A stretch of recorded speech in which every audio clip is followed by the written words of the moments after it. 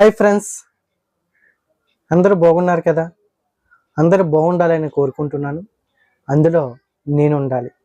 Welcome to Srinivas voice of stories.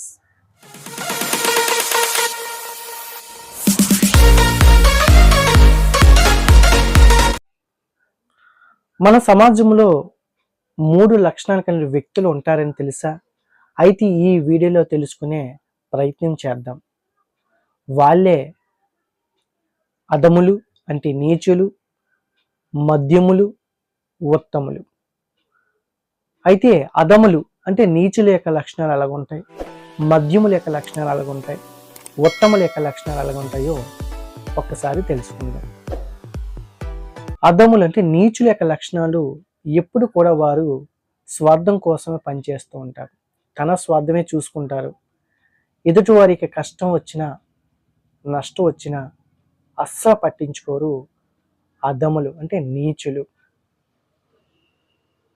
మధ్యములు ఎప్పుడు కూడా ధర్మాన్ని తప్పరు, ఎవరికి నష్టాన్ని కలిగించరు. కానీ ప్రతిదానికి భయపడిపోయి ఏ పని చేసినా ఆ పనిని మధ్యలోనే వదిలేస్తుంటారు మధ్యములు. ఉత్తములు ఎప్పుడు కూడా ధర్మం తెప్పరు, సమాజం యొక్క మంచి కోసం పనిచేస్తూ ఉంటారు. తన చేసే పని వల్ల సమాజంలో మేలు కలిగించే పనిని మాత్రమే చేస్తారు ఉత్తములు. మరి రామాయణంలో ముగ్గురు వ్యక్తుల యొక్క లక్షణాలు తెలుసుకుంటే ఎవరు అధములు, ఎవరు మధ్యములు, ఎవరు ఉత్తములు అనేది మనం తెలుస్తుంది. రామాయణంలో వాలిని తీసుకుంటే వాలి చాలా వీరుడు, చాలా బలవంతుడు. అయితే సుగ్రీవుని ఓడించాడు. సుగ్రీవుడి యొక్క భార్యని కూడా తన దగ్గర ఉంచుకున్నాడు. ధర్మాన్ని తిప్పాడు. అందుకే వాలిని మనం నీచుడుగా పరిగణిస్తారనమాట. మరి మధ్యములంటే సుగ్రీవుడు. రాముడి యొక్క భార్య అయిన సీతను అపహరించిన తర్వాత రాముడు, సుగ్రీవుడు ఇద్దరు కూడా స్నేహితులు అవుతారు. అయితే సీతను ఎతకమని సుగ్రీవుడిని రాముడు చెప్పాడు. అయితే సుగ్రీవుడు వాళ్ళని చంపమని రాముడికి చెప్పాడు సుగ్రీవుడు. ఇలాగే వీళ్ళిద్దరూ కూడా ఒప్పందాన్ని కుదించుకున్నారు. కొన్ని రోజుల తర్వాత రాముడు వాళ్ళని చంపుతాడు. అయితే మరి సుగ్రీవుడు సీతను వెతకాలి కదా, మర్చిపోతాడు. మర్చిపోయి రాజ్య సుఖాలలో అనుభవిస్తూ మునుగు తేలుతూ ఉంటాడు సుగ్రీవుడు. ఆ తర్వాత హనుమంతుడు, తార చెప్పిన తర్వాత మళ్ళీ బుద్ధిగా ఉంటాడు. అంటే మధ్యములు కొంతకాలం ధర్మం తప్పినా ఆ తర్వాత మళ్ళీ బుద్ధిగా మసులుకుంటారు మధ్యములు. ఆ తర్వాత ఉత్తముల్లో మనం హనుమంతుని తీసుకుంటే హనుమంతుడు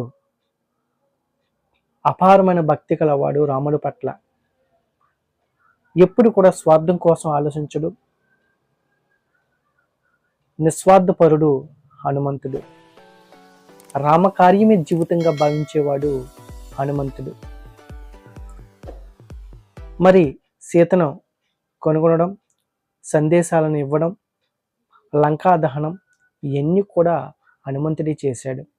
అంటే తన స్వార్థం కోసం చేయలేదు, సమాజం యొక్క మంచి కోసం, లోక కళ్యాణం కోసం హనుమంతుడు చేశాడు. అయితే హనుమంతుని ఉత్తముడిగా మనం చెప్పవచ్చు. తన స్వార్థం కోసం ఏ పని చేయలేదు. రామ భక్తి కోసం, రామ కార్యం కోసం హనుమంతుడు చేశాడు కాబట్టి హనుమంతుణ్ణి ఉత్తముడిగా మనం పరిగణించవచ్చు.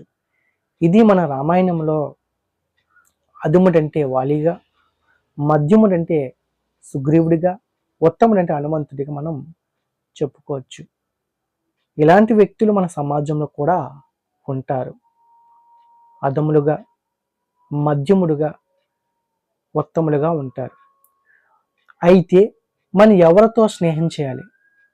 అధముడితో చేస్తే అధముడి యొక్క లక్షణాలు అంటే నీచుడి యొక్క లక్షణాలు వస్తాయి. మధ్యముడితో చేస్తే మధ్యముడి యొక్క లక్షణాలు వస్తాయి, ఉత్తముడు చేస్తే ఉత్తముడి యొక్క లక్షణాలు వస్తాయి.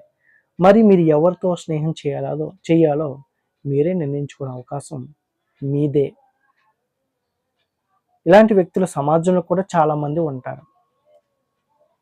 అలాగే మీ గ్రామంలో కానీ మీ ఇంటి పక్కన కానీ ఇలాంటి వారు ఎవరైనా ఉంటే కామెంట్స్ రూపంలో తెలియజేయండి. ఈ వీడియో నచ్చితే లైక్ మరియు సబ్స్క్రైబ్ చేయండి. మీ తెలిసిన వాళ్ళందరికీ కూడా షేర్ చేయండి. ఇలాంటి మరికొన్ని వీడియోల కోసం నా ఛానల్ని సబ్స్క్రైబ్ చేయండి. Thank you. బాయ్.